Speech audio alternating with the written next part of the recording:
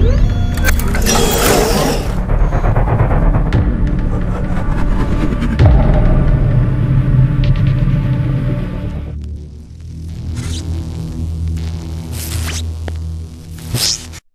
series is dedicated to our children, because when I'm dead and gone, these videos will live on. Long live Langston. My mother and my father met each other in Tompkins Projects. There, they had me. Make the long story short, my moms and my father didn't get along, and my mother became a single parent. And as far as I can remember, we stayed in Flatlands, and the address was 39 Lot Place. I went to a school called PS119. My mother actually worked for Paramount Pictures in Manhattan. So, you know, in the morning she would leave early to catch the bus and train to Manhattan. And I would get up and, you know, stop at the bodega and play video games, arcade games such as Frogger, Jungle Hunt, Donkey Kong Jr., Miss Pac-Man.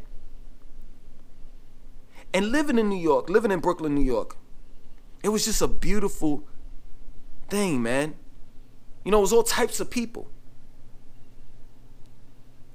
Living in New York, period, was a beautiful thing. I remember field trips, going to the Statue of Liberty and the Empire State Building. And it was just nothing like it, man. You know, I had a brother, which was my god brother, named Jamar. You know, he would come by and we would play. You know, I had all types of toys. My mother just made sure that I had everything. You know, I had Rodan, Godzilla. I had every toy that was out. I remember on my wall, I had, on Star Trek, the spaceship, I had a big poster of it on my wall. Because, you know, when movies came out, my mom's, you know, got the posters and all of the you know, merchandise. And she would give it to me. I remember Saturdays, you know, me and Jamar, because he would spend the night on the weekends, almost every weekend. Me and Jamar, we would sit down and watch cartoons like Hong Kong Phooey, Fat Albert. Conjunction Junction would show function. And it was just a beautiful time. My mom's at that time wasn't that religious. So she would play, you know, Marvin Gaye, Patti LaBelle, Luther Vandross, Bob Marley, Earth, Wind, and Fire. And it was just a beautiful time, you know. And then, I don't know what happened, but, oh, yeah, I know what happened. My mom's got pregnant with my sister, and she felt, you know, like we needed a bigger place. Because at 39 Lot Place, we actually stayed in the basement of a West Indian family. Now, the basement, we had our own door, you know, we had kitchen and all of that stuff, but it was tight, you know. So we wind up moving further up Kings Highway to, I forgot the address, but I know the name of the street, Preston Court. Now, Preston Court, when we moved there, that's when things started getting a little difficult. You know, because we stayed like right next to like a junkyard. It's kind of like a junkyard, cars and stuff like that. And, you know, of course, you got junk and all the rest of that. You know, mice and roaches are going to come. So we moved into a house, and it was upstairs and downstairs. I had my room. My sister had hers because, you know, my mom, she wound up having my sister. And, you know, my mother had her room along with my sister's father, which, you know, his name was Bo. And things were like kind of hectic. It started getting a little hectic then. You know, we would have mice. I would be, you know, I would wake up and screaming and hollering because mice would crawl over me. It was just messed up, man. You know, but Jamal would come over for the weekends, and, you know, he would put me on the game. You know, he was like my older brother, so, you know, he would show me how to, you know, lace up my my Adidas or my Pumas. with fat laces. He taught me style and everything. I remember, he had everything. He had ninja stars. He's the one that had the four what is it? The four rings, four finger rings, with his name across it. I mean, he was just like he was like a street kid. His moms let him go out and do what he wanted to do. So, he put me on the game. And, like I said, things started getting a little hectic. So I was eager at the time to start going down south to visit my grandfather, my grandmother. And once I got down south, I started to see a different type of lifestyle where black people owned houses, and it was trees and grass, and it wasn't no trains and loud noises and a bunch of people and a bunch of cars. And I was like, wow. Late at night, I would hear crickets, and I'm like, I'm not used to this. I'm seeing lightning bugs. I just wasn't used to it. But I knew that I liked it. I knew that I liked it. I knew that I liked nature more than I liked the hustle and bustle of New York. So, make the long story short, my grandfather passed away, and my mom's asked me that I wanted to move down there because things wasn't working out right in Preston Court. Bo started smoking weed and drinking, and he got fired from Transit MTA. He had a pretty good, decent job driving the train, but he got fired. I think they drug tested him or something like that, and he got fired. And it's like, I was ready to go because Bo had put his hands on me before. Like he whooped my butt. So I ain't even really like him. And then it would be times where he would get weed, and I would have to go with him to get the weed. And these are the things that my moms don't even know till this day. Like, she don't even know that Bo gave me some reefer. We used to call it, back in the days, we call it reefer. And I'll never forget, I was watching WWF, Hulk Hogan versus Andre the Giant. And Jake the Snake had jumped in, and they started jumping on Andre the Giant or something like that. And Bo, as usual, he pulling the weed, because he old school, so he rolling it in, regular paper.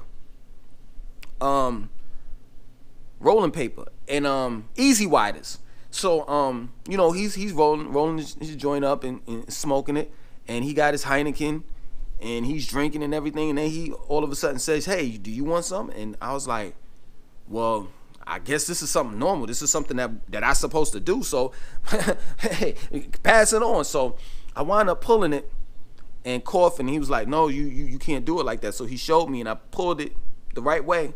And then I started nodding off and laughing. And he was like, he was looking at me like, just like bugging out. Like he was laughing at me. So I was just ready to go. I was amped to go. Like, I'm tired of mice. I'm tired of the roaches. I'm tired of Bo. I'm tired of this house. I'm just tired of everything. And then, like, I forgot to tell you, I had to transfer school. So I went from PS119 to PS208. And all my friends were at PS119. I didn't have nobody in PS208. So I was ready to go. So my uncle, which is, of course, my mother's brother, came up from Durham, North Carolina, in the U-Haul, packed all our stuff up. My mother didn't tell my father, that we were leaving. We just left in the middle of the night. We get down south, and I had to go to the school called Pearson Town. Now, Pearson Town, of course, I'm a kid from New York. I'm a new kid. I have an accent. Really nobody's really messing with me. So it was a horrible situation down there, as far as going to school. And then eventually, you know what happened. We were living with my grandmother in that big, nice size house that she has, but she winds up, remarrying. So we had to leave. When we left, we moved over to a side of town that I've never seen before when I lived in Durham. When I visited in Durham for the summers. Now, taking heed, I wanted to leave New York because when I went to my grandmother's house and I played in that area, that's what I thought the South was. Lo and behold, I was on the good side. Now, we on the bad side. So I'm living in the West End, and I'm going to the school called Rogers Her, and I'm seeing this dude getting his face busted open with a chain. Like, dudes is hitting him with a chain, like a big steel chain. I'm on a bus, and in the back of the bus, dudes are smoking weed. I'm riding the bus one day. This dude is eating this chick out on the bus. I'm not lying about none of this.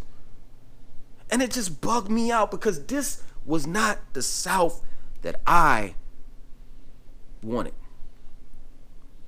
But of course, my mom's is a single parent. She can't afford to stay in Hope Valley where my grandmother lives at.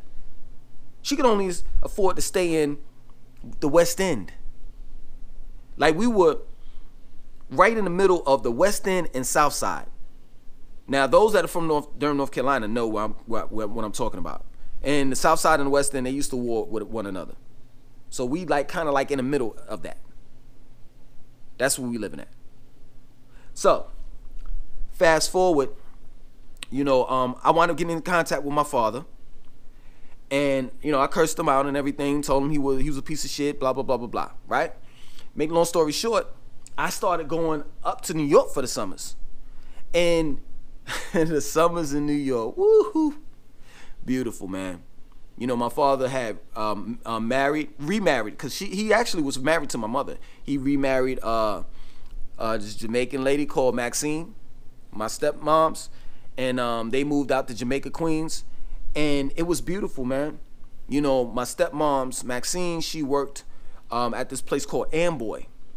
And Amboy, if I'm not mistaken, was in Brownsville, and they would block off the streets for the summer.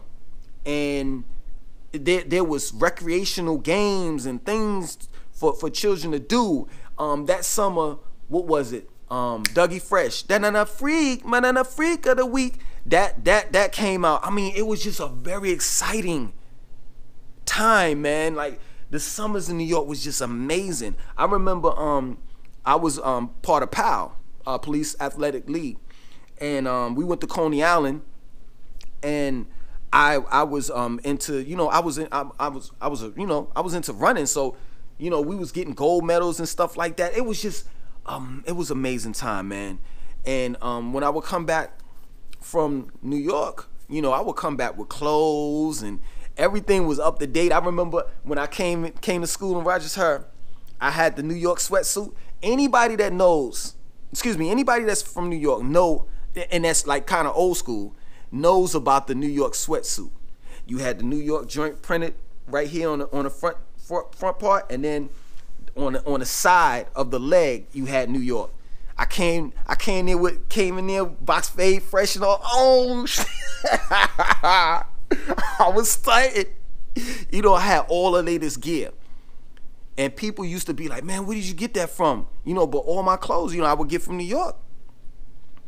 And one day I just sat down with my moms and I was like, yo, man, I don't like this. I don't like being here. I don't want to be here anymore. I want to move back to New York. Now, of course, my mom's has custody of me, and you know what she said? No. And it broke my heart, man.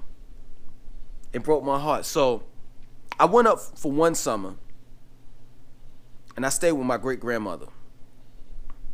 And she stayed in a brownstone. And, things was all right with her. She's older, so, at that time, Swatch watches were out. I wanted a Swatch watch, and I wanted some Pumas, and I already saw it down in downtown Brooklyn, because, we would go down near the shop. And I was like, yo, Grandma, can I get this, da-da-da-da-da? She was like, well, you can get this, but you gotta put this puzzle together. And the puzzle was like 1,500 pieces. I'm like, God, yo, man, forget this. But anyway, to make the long story short, I'm up there, and my mom's gets in contact with Nisi. Nisi is my godmother, which is Jamar's mother. They find out that I'm in New York. So my mom's is like, yo, do you want to go chill with Jamar for the summer? I'm like, yes. So I get over to Jamar's house. Oh my God. Yo. So, you know, Nintendo had came out at that time. So we was playing Super Mario Brothers. We staying up all night. We watching the Terminator.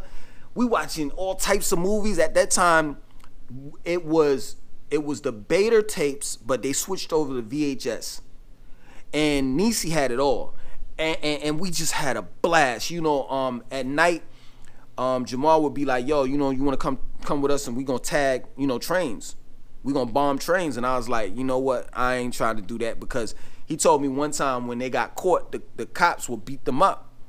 So I was like, nah, I ain't having that. You know, I ain't doing that. But we would be just getting everything. You know, one night, Jamar decided, so he was staying on like the 5th floor. Jamar decided like, yo man, let's start throwing eggs at people. So we throwing eggs at people, bow, hitting them in the head, and then just bending down, you know, from the window so they won't know that it's us. So I pick up an egg, and it's this dude walking past. Bow, I hit him. And he's like, what the bumper clot, man? We're gonna shoot up. And Jamar was like, yo, what is your problem? Yo, you don't mess with those Jamaicans, man. They got machetes, they will shoot you. You don't mess with them.